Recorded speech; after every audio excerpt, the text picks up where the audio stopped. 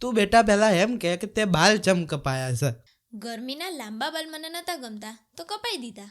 તમારા તો ચાલતું હશે, પણ અમારા તો કોઈ છોરી બાલ કપાવવાની વાત બી કરે ને તો અમે એની જીભ કાપી દઈએ છીએ. આ તો અન્યાય અને અપરાધ કહેવાય.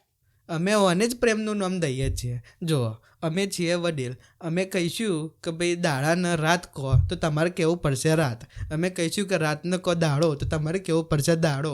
અને તમારે અમારી વાત નહીં માનો તો અમે દઈશું તમને ગાળો. તમે વડીલ લોકો સંસ્કારના નામે આટલું શોષણ કેમ કરો છો?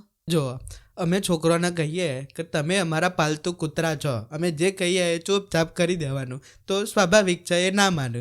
પણ અમે એમને કહીએ કે અમે છીએ વડીલ, અમારી બધી વાત તમારા આંખો બંધ કરીને માની લેવાની, જેમ કે અમે ભગવાનનું રૂપ હોઈએ છીએ.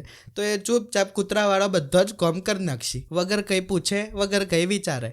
પણ આ તો ખોટું થઈ રહ્યું કહેવાય ને. હા, પણ તમને ખબર પડે એ પહેલાં અમે મોટા શબ્દોના તીર મારી દઈએ છીએ. સંસ્કાર, પરંપરા, અને તમે ગલોડિયો શું કરી લેવાનો એમાં? પણ તમને આ બધું કરવાથી સુખ શાંતિ ક્યાં મળે છે?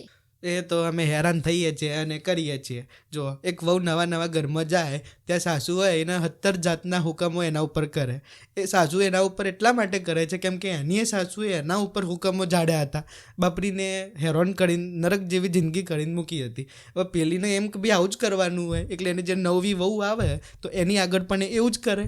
એટલે સમજી લો કે સાસુ હરામી છે કેમ કે એની સાસુ હરામી હતી, એની સાસુ હરામી હતી કેમ કે એની સાસુ એના ઉપર હરામી હતી. તો પરંપરા ચાલતી આવી છે ને બેટા.